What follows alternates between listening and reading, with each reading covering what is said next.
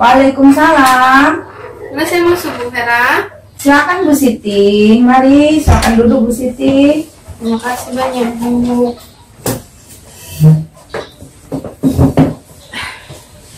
Gimana Bu Siti, kok kurang semangat gitu? Apa Bu Siti lagi sakit? Sakit enggak sih Bu, cuman agak galau. Alhamdulillah ya, Bu Siti sehat ya. Nah, Bu Siti juga bisa galau ya? Bisa Bu, manusia juga kadang-kadang ada galaunya. Makanya itu Bu, saya kesini, saya merasa saya butuh ngobrol sama Ibu. Boleh saya ngobrol sama Ibu Bu? Boleh banget Bu Siti.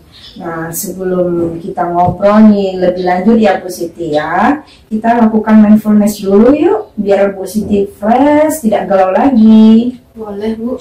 Gimana caranya tuh Bu? Oke, mari kita lakukan bersama ya Bu Siti. Oke. Kita letakkan tangan kita di atas paha.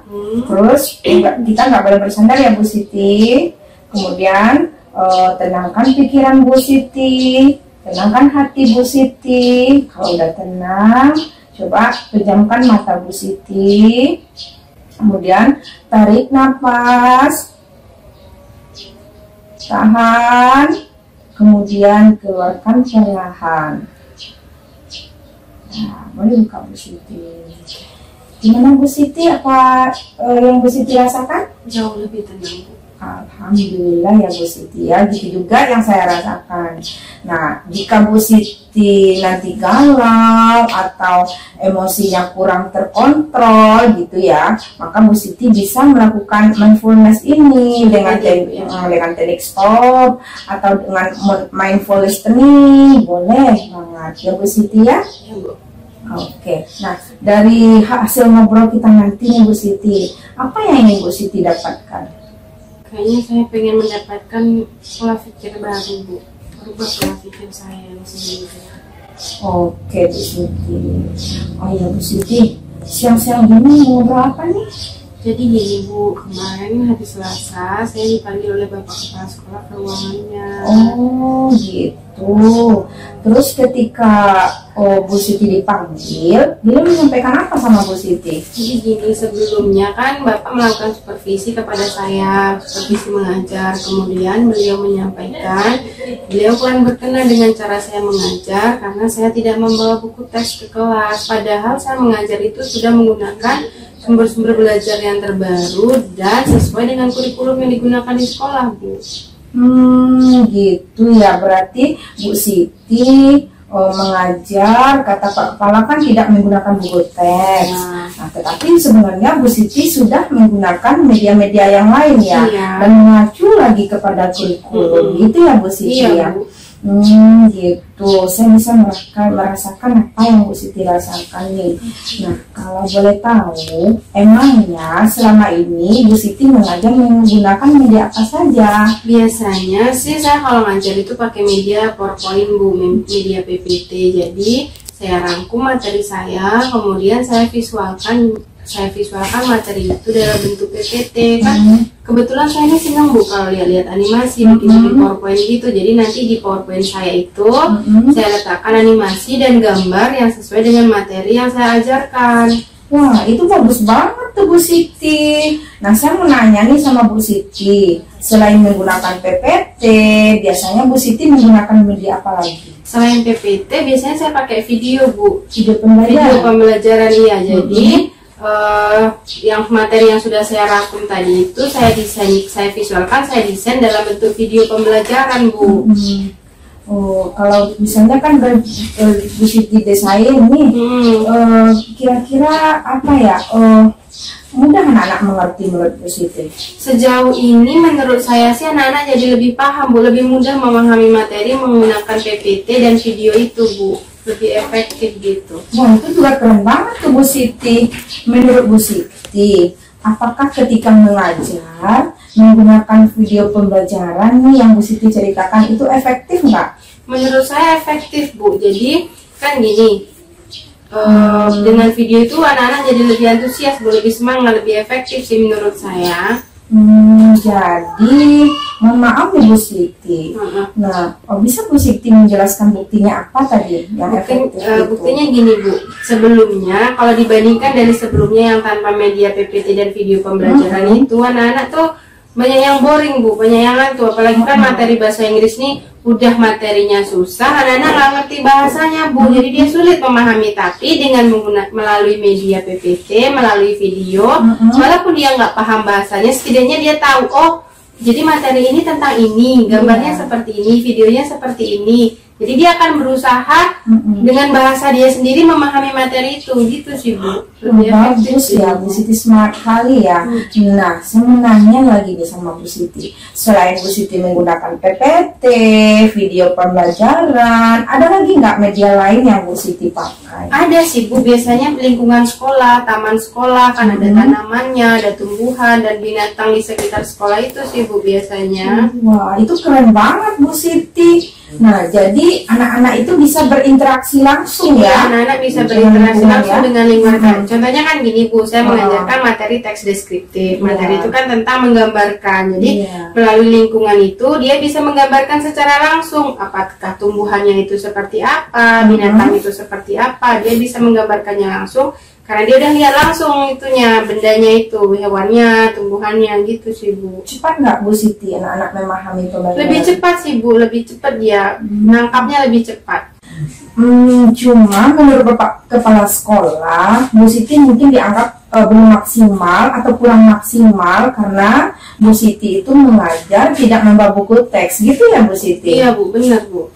Nah, saya mau nanya nih Bu Siti, sebelum Bu Siti membuat PPT, video animasi atau media lainnya, kira-kira apa langkah awal yang Bu Siti lakukan? Biasanya sih langkah awal yang saya lakukan, saya baca buku Bu, saya baca buku tes, kemudian saya juga searching di internet tentang materi yang akan saya ajarkan.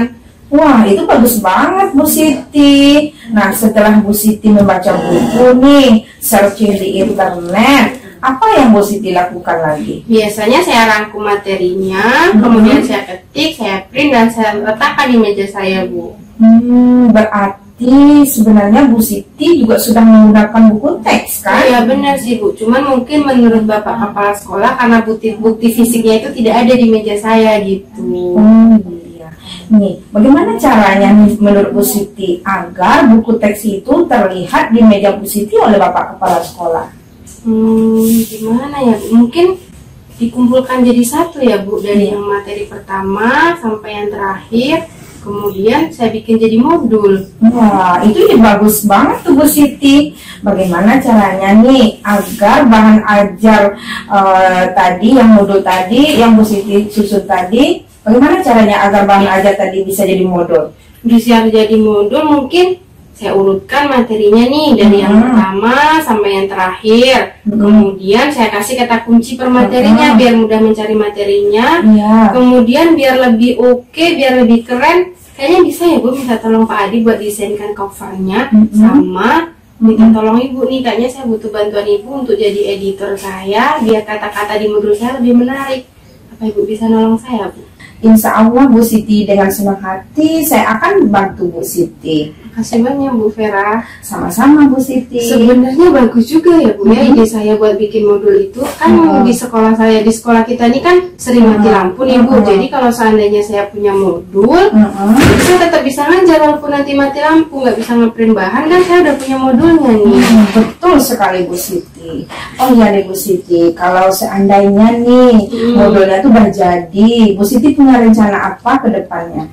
Rencananya mungkin yang pertama saya tentu harus menemui Bapak Kepala Sekolah ya Bu. Saya meminta maaf atas kelalaian saya, atas kesalahan saya, dan kemudian saya kasih modul saya itu ke Bapak sebagai bukti kalau saya sudah memperbaiki kesalahan saya. Oke. Nah, ada rencana yang lain lagi setelah itu? Kemungkinan kalau ada kegiatan apa itu namanya Bu? Apresiasi gitu. Apresiasi guru dengan Kategori yang Nah ya, guru kategori pembuat media pembelajaran, kayaknya saya akan ikut deh Bu. Kategori Saya ini ya tertarik untuk bahan ajar gitu Ya, ya. kategori guru membuat bahan ajar. Oke, alhamdulillah ya Bu Siti. Semoga rencana Bu Siti ini bisa terwujud ya Bu Siti ya. Oh iya Bu Siti. Kapan kita akan melakukan tindak lanjut dari rencana kita tadi? Insya Allah besok bisa lah Bu. Oke, sekarang nih coba Bu Siti simpulkan dalam 1 atau 2 kalimat pendek lah yang bisa Bu Siti bawa pulang setelah kita ngobrol ini nanti. Setelah kita ngobrol ini, menurut saya we can be better when we can accept comment from others. Jadi kita ini bisa menjadi manusia yang lebih baik lagi ketika kita terbuka, kita bisa bekerja sama dengan orang lain, dan kita menerima kritik dari orang lain. Betul sekali Bu Siti. Ternyata kan bukan masalah yang membuat kita kecil ya, tapi pemikiran yang salah lah yang akan mengecilkan kita. Betul kan Bu Siti? Iya Bu, benar sekali. Saya terima kasih sangat ya Bu Siti. Bu Siti udah mau ngobrol dengan saya. Saya juga terima kasih Bu, udah dikasih kesempatan ngobrol untuk bercerita tentang masalah saya, tentang kegaulan saya kepada Ibu. Oke, sekarang saya nanya sama Bu Siti, gimana perasaan Bu Siti setelah ngobrol dengan saya? Setelah ngobrol jauh lebih tenang, dan saya sepertinya mendapatkan tujuan pertama tadi ngobrol sama Ibu, jadi merubah pola pikir saya. Oke, semoga kerja keras Bu Siti terwujud ya, apa yang sudah Bu Siti cita-citakan tadi ya. Nah, insya Allah juga nih Bu Siti bisa menjalankan komitmennya Bu Siti.